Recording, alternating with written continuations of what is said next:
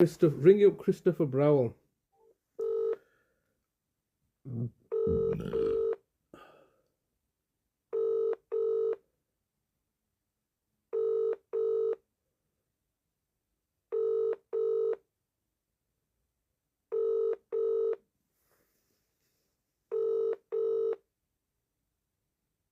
This is the Vodafone voicemail service for 07769247196.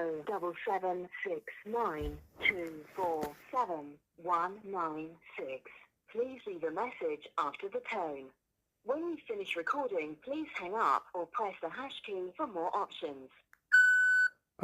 Yes, hello, Mr. Browell. It's Mr. Hussein here, once again, leaving yourself another daily message like a broken record, as I've been doing previously since the kidnapping of my brother in 2023. We're now in 2025. What has changed? What has developed? Nothing, has it? You're still detaining my brother unlawfully.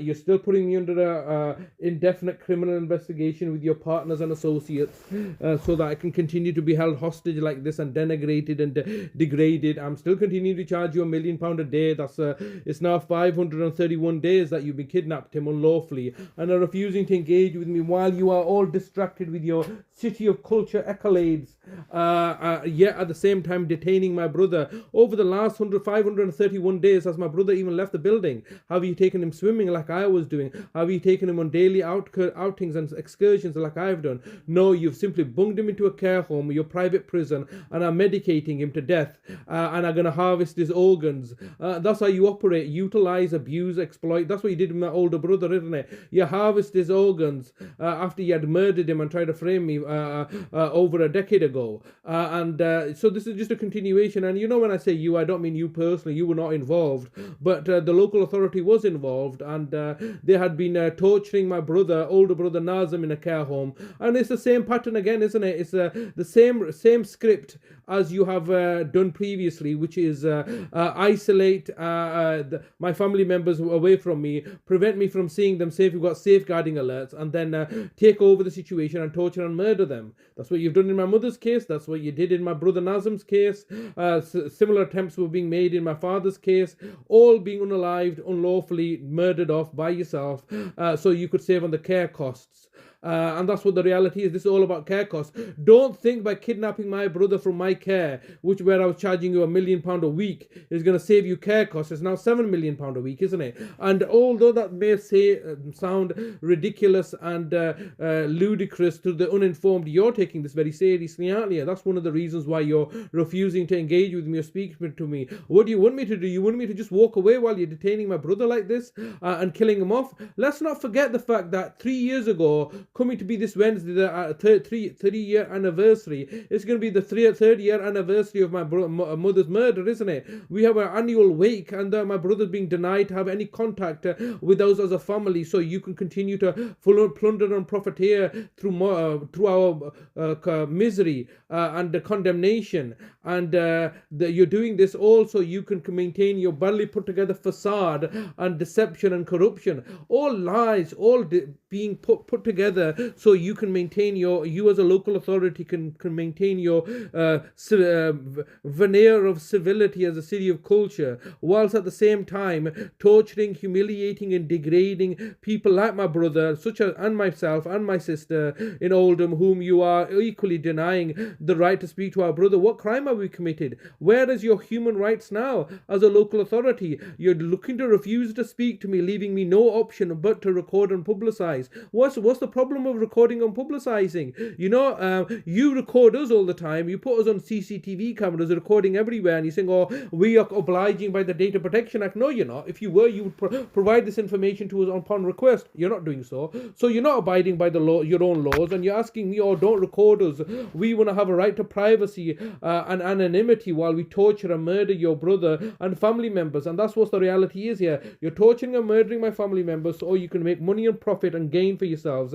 at the cost of our human suffering and degradation and humiliation. And it's not going unnoticed, and you are going to be held accountable. And I'm going to make sure you're being open and transparent in dealing with me. I'm being open and transparent, haven't I? You've gone through all my bank accounts, you've gone through all my relatives, my siblings, found out everything about me in order to identify anything that you could utilize to your advantage to help cover up and maintain your present position and standing. Your present position and standing, which is deteriorating and falling apart every single day. You're telling me that I'm neglecting my brother. Who's taken his money? You've stolen his money. Who's been funding him subsequently after you criminally convicted me of defrauding him money, and then subsequently I've been funding his lifestyle. I need paying. You're not going to get away with denying me my costs. I'm being patient right now because I know you're a bunch of psychopathic losers that are going to end my brother's life prematurely in order to cover up your own failures.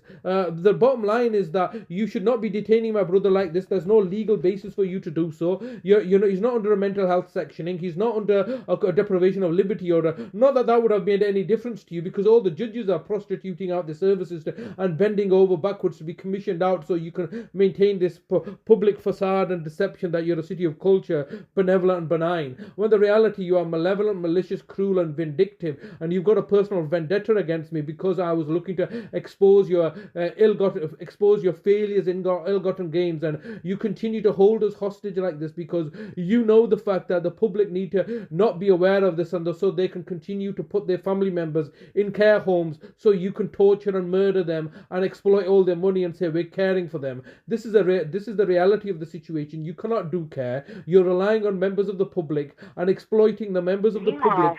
You have 15 seconds recording time remaining.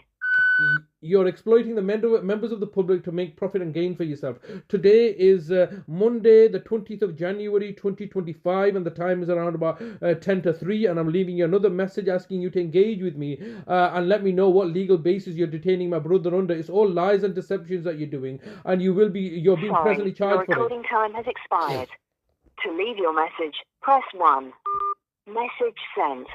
Thank you for calling. All lies and deception that they continue to peddle to the public to tell them, oh, they're doing something. They're not doing anything. All they're doing is torturing my brother, psychologically manipulating and torturing me, and abusing their position of power and authority and control in order to dominate and control, in order to dominate the situation and perpetuate the lies and deceptions and cover-ups that they're doing. Bradford City, the city of culture 2025, is a city of vultures, lying, cheating criminals that are murdering and torturing the elderly and the disabled. And I'm looking to expose this and get this out to everybody that this is what's happening to us. And if it's happening to us as a Pakistani family from Bradford, I can assure you whatever happens to the Pakistani Muslims get lined up is going to happen across to all the people, all the indigenous people. Do you think they really care about the fact that they're racist? They don't care. It is us versus them, and them being the state agents and corporations.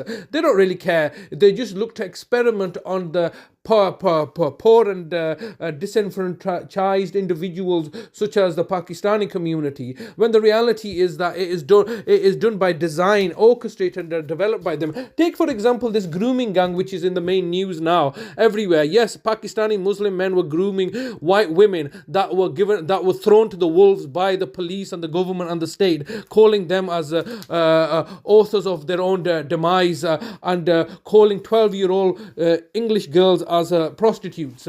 That was all done by the authorities. The social services and the police were complicit in this. The anger and condemnation should not be directed at the minority group that were the perpetrators. The true architects and orchestrators of this enterprise were the authorities, the very same authorities that are now detaining my brother and holding him hostage in order to silence me from speaking out so that they can continue to peddle their bag of lies to people. That's what the reality of the situation, and that's what I'm trying to highlight and expose every single day.